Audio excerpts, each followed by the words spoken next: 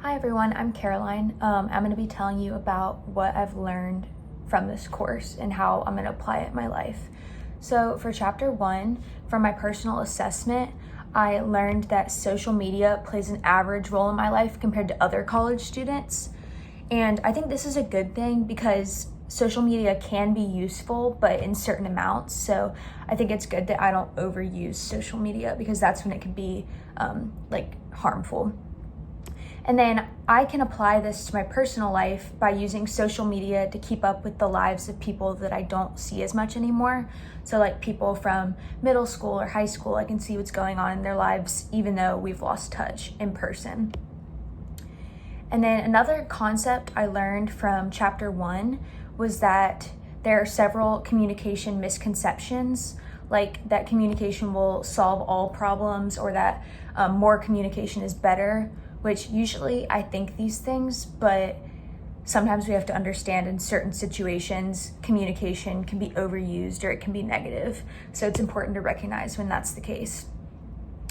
So moving on, in chapter 3, from my personal assessment, I learned that I don't disclose much personal information about myself online, but I do when I'm face-to-face with people. So I'm much more open to talking about myself and my feelings when I'm in person with people. And this is useful for my professional life because it ensures that employers, when they're looking me up and I'm applying for jobs in the future, it makes sure that the employers don't see anything, negative or derogatory or inappropriate or just things I wouldn't want them to see. So that's why I try to keep my social media professional.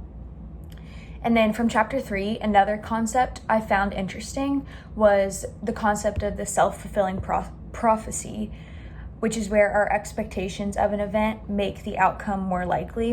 And I actually learned about this in one of my other classes too. So in one of my APK classes. So with self-fulfilling prophecy, if a person, does really well on a task, then they get confident and they may continue to do well. And that can be beneficial.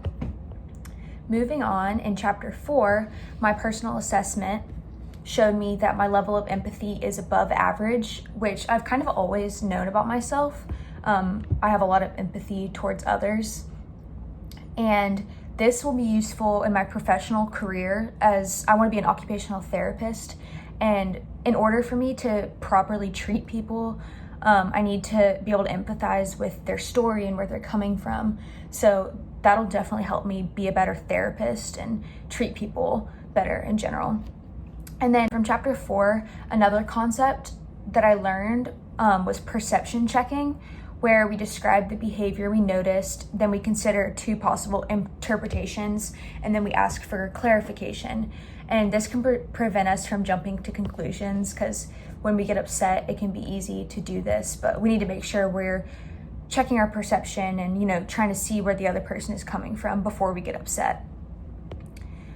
In chapter 5, my personal assessment showed that my use of nonverbal communication is average of women. And I was thinking about this and I realized that a lot of times I change my tone as a form of nonverbal communication, or I'll gesture with my hands.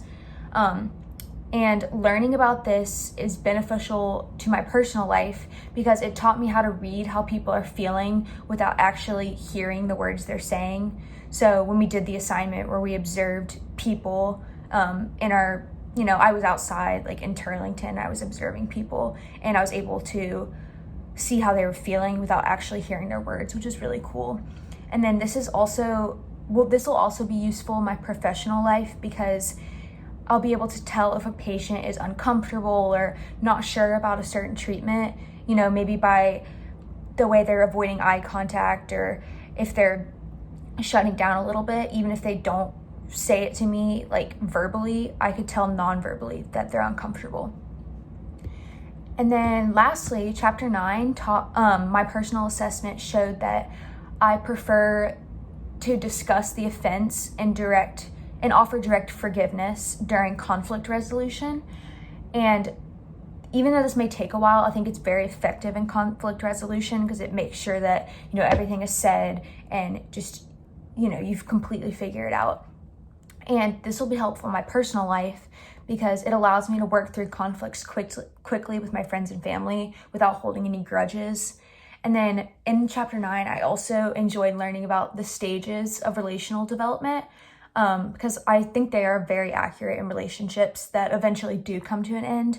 But one thing that I didn't really like about this model was that it assumes all relationships will eventually end, but I personally feel that the goal in romantic relationships should be marriage eventually, so I don't really like how it just assumes that the relationship's gonna end. So yeah, that's about it for everything I learned in this course. I definitely learned a lot. It was really beneficial to me, so thanks for listening.